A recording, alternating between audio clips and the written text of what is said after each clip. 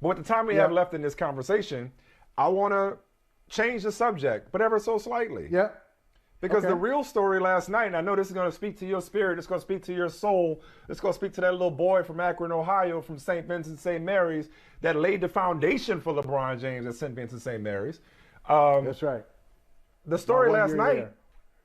The story last night was not Kyrie Irving and his stance that he's rooted in. It's not Kyrie Irving bringing voice to the voiceless, as he says. The story last night was the Cleveland Cavaliers once again announcing their presence with authority. That's 5 straight wins and 5-1 on a 6-game road trip. I believe they're a game and a half out of first place in the Eastern Conference. Okay. At one point, it just looked like the All-Star game was just going to be in Cleveland. Now they may end up with 2 All-Stars between Allen and Garland, potentially.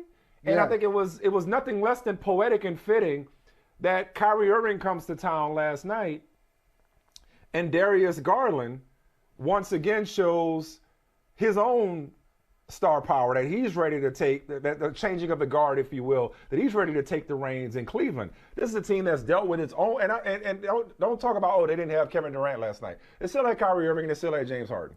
This is a team that's dealt with COVID, season-ending injuries of its own. And yet, Ricky Rubio out, Sexton, yep. Right. I think they have the best defense in the Eastern Conference, if I'm not mistaken. I think they have the best defense in the Eastern Conference. They got a Rookie of the Year leading contender in Mobley. This is we talked about this with Memphis. I think the same applies with Cleveland. At a certain point, they're not a cute story. They got the most wins in the Eastern Conference, tied for. They're not a cute story. I know they're young. I know they're improving on the playoff stage. But what they're doing has to count for something. Contender, I don't feel as comfortable putting them in that category as I did Memphis in the Western Conference, given what Memphis did last year. But even if Cleveland's not ready yet, they will be soon. They've gotten themselves to this category. I put contender in the feed because it sounds good, and that's home team. Give them some love. I don't think they're an Eastern Conference contender, as in they can win the conference. Watch out.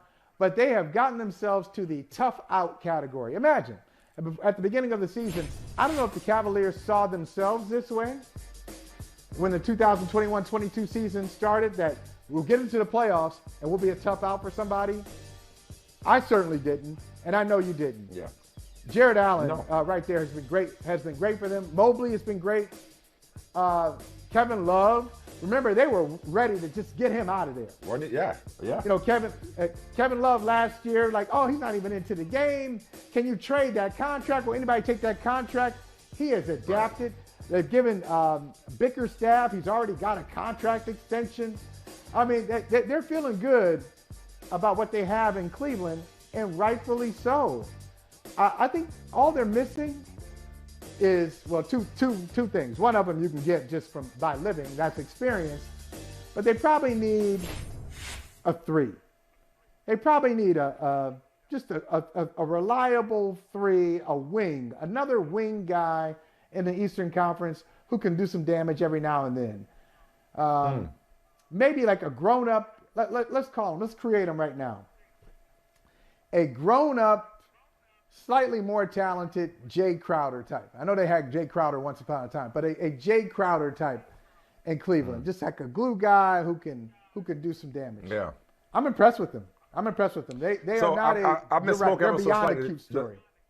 The Heat have one more win in the Eastern Conference as of now. They're 28 to 27, excuse me. But I mean, they've beaten the Bucks. They've beaten the Jazz. I mean, they're legit, and I think they're gonna be one of those interesting teams to watch at the trade deadline. So it's like, I want to kill 2 birds with those one stone. It's like I think we could just kind of close the book on Kyrie Irving. There's questions about James Harden and whether or not he's content and his long-term future in Brooklyn. Michael, it was fun while it lasted. Our little bit, rooting against the Nets, me rooting for the Nets, Kevin Durant, all that kind of stuff. I don't see them winning under these circumstances. When Kyrie Irving came back, I thought it was like, okay, this is the first step toward it coming back full time. If that's not what this is going to be, Well, we got to look elsewhere in the Eastern Conference. Obviously, Milwaukee's there. And I think we got to start putting Cleveland, even if it's on the fringes, in the conversation in the Eastern Conference. You get the last word. We got company standing by. What's up? All right, two quick things. Real quick. Number one, I'd love for my guy, Terry Pluto, who's written like 100 books. He really has, like 30, 35 books. I'd love for him to get the insight from the Cleveland front office. If they really wanted Mobley, or were they trying to get up? Were they trying to get Green? Were they trying to trade up to get Cunningham? That's one thing I want to know. The other thing is, what we witnessed here is a miracle, and I want you to acknowledge it. Michael Smith, what you have done is said publicly, you don't think the Brooklyn Nets are going to win a championship in this era. You didn't just give up on this conversation. You've given up on this team. Under these circumstances. It's amazing. Under these circumstances. With a part-time Kyrie Irving, an injury to Kevin Durant, we'll see how long that lasts. I don't know where James Harden's head is, or his heart is. Does he have a wandering eye? Is he look, when they're all together, I'm all in. But that's been 16 times in the last 2 years? It's I'm proud of you, man. And Ringo's proud of him? Yeah. All right, listen. Yeah, you come a long way. No, it's not that I've come. It's not that I've come a long way. It's that Kyrie hasn't moved, as he told us last night. Meanwhile, I will pay attention to the Clippers. To the Cavaliers. Hey, thanks for watching Brother from Another on YouTube. Make sure you hit subscribe before you leave, and be sure to watch us 3 to 5 p.m. Eastern Time on Peacock. Appreciate you.